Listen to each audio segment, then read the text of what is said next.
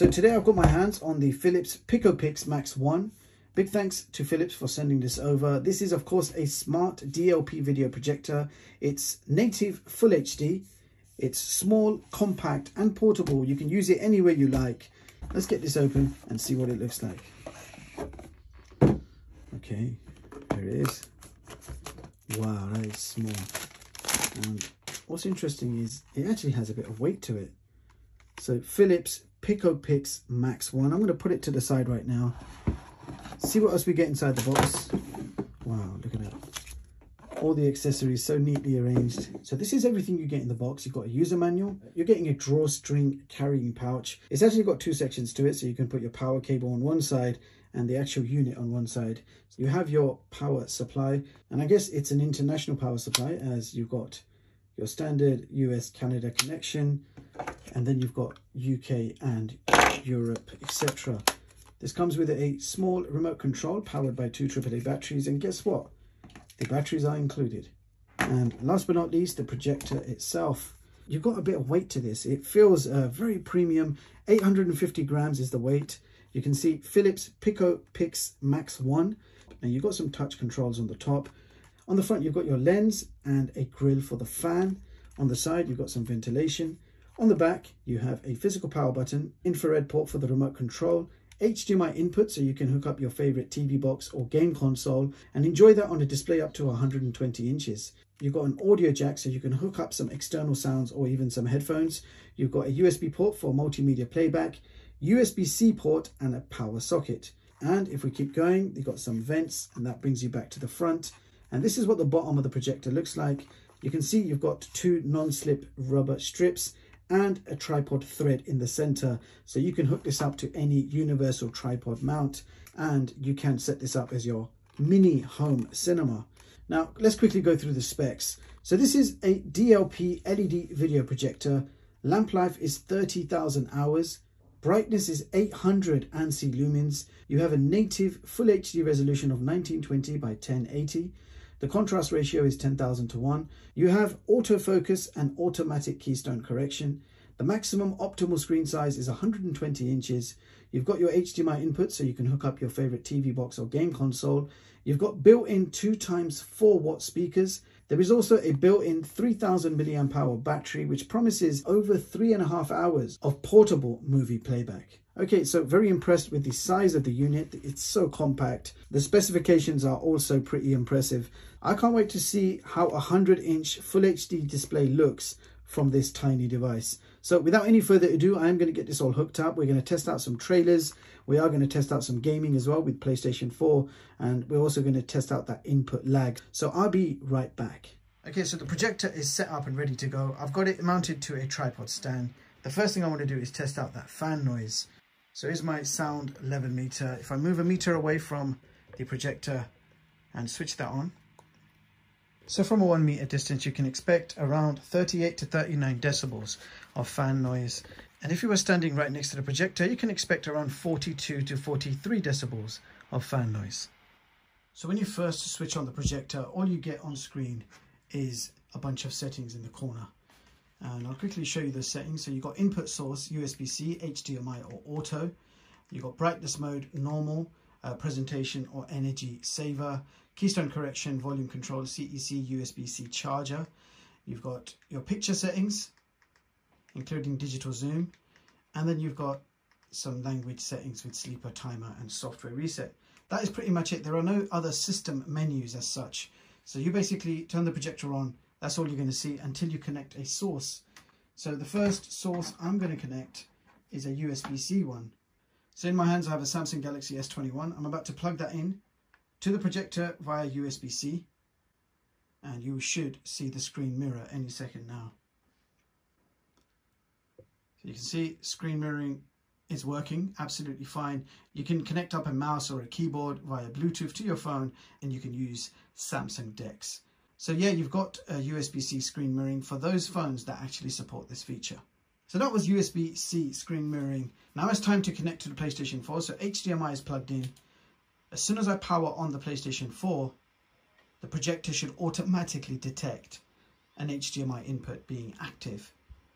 And there you go, you can see and it's 1080p at 60 Hz at the bottom. So this is a native 1080p projector. So we are currently projecting around 80 inches directly on a creamed color wall. So there's no projector screen, that is directly on the wall. The projector itself is located around 2 meters away from the wall in front of us. And that gives us a very decent sized 80-inch projection.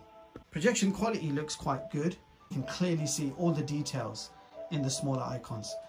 Now, first of all, let's go ahead and play some YouTube trailers. So if I go straight to TV and video section, let's open up YouTube and test out some YouTube streaming. So maximum resolution supported on YouTube, 1080p as expected.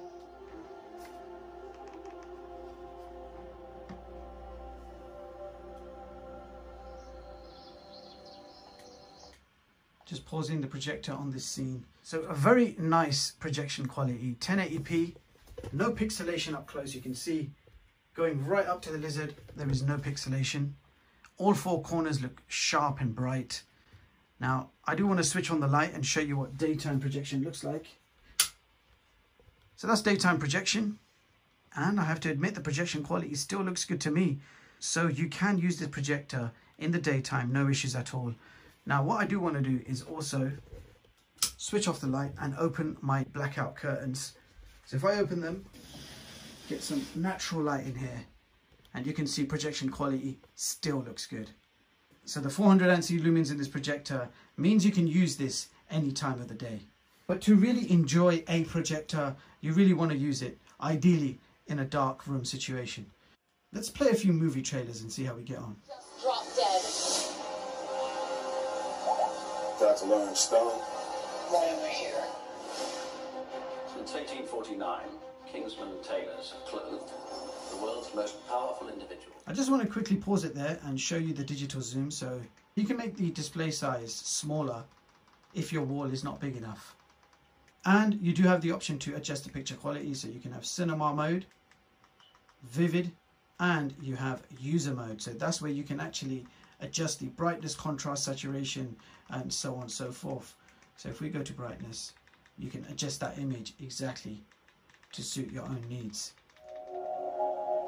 I had a dream last night about that trip we took with Mom in the woods. Up, up.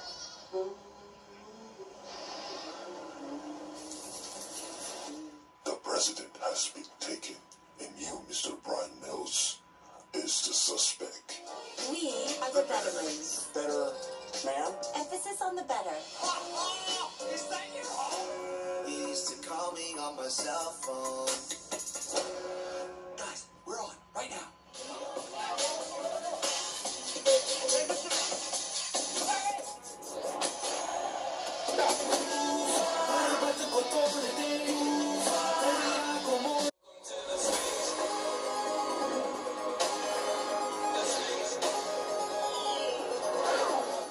So that was a whole bunch of trailers. Now we're moving on to some gaming. Let's begin with Street Fighter 5.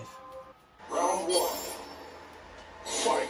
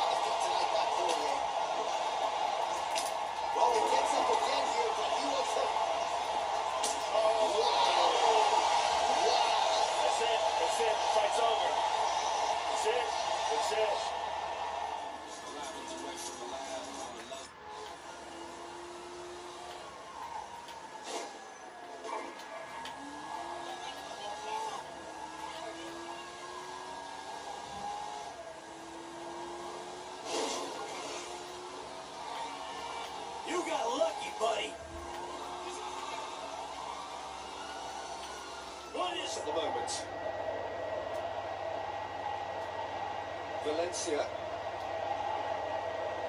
And it's Martial. Martial looking up to see who wants it. In he flies! They've scored! Spectacular header. He really flung himself at that. Our strikers love a diving header and he timed that to perfection.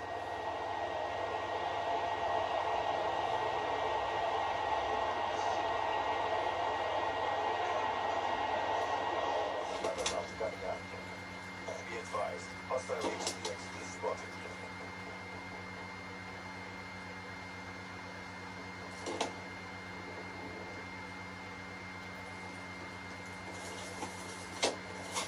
Hostile UAV above.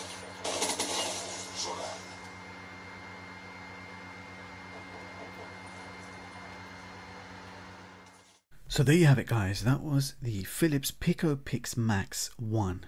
So Philips are calling this the world's smallest and brightest mini DLP projector, and there are of course a lot of cool features like auto source detection, autofocus, auto keystone correction, 1080p native resolution, USB-C mirroring also works with iPhones.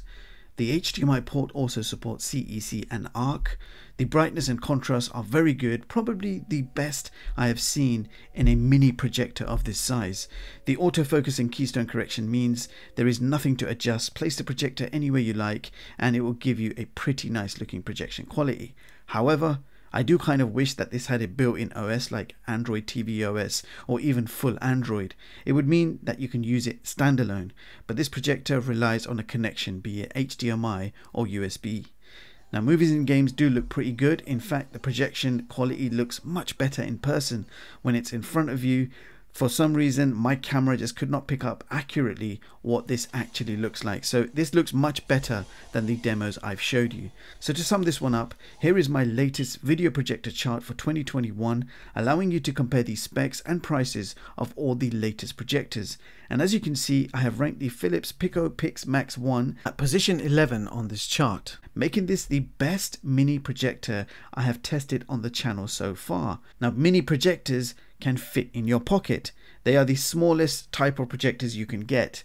It's also quite rare to find a mini projector that offers this type of power, performance and projection quality, hence the high price tag. Also, mini projectors are low powered, so internal battery can last quite a long time, and up to 5 hours is what you can achieve with this model. So any questions, feel free to fire them at me in the comments. Thank you so much for watching, and I hope you all have a brilliant day. I'll see you guys in the next one. Peace.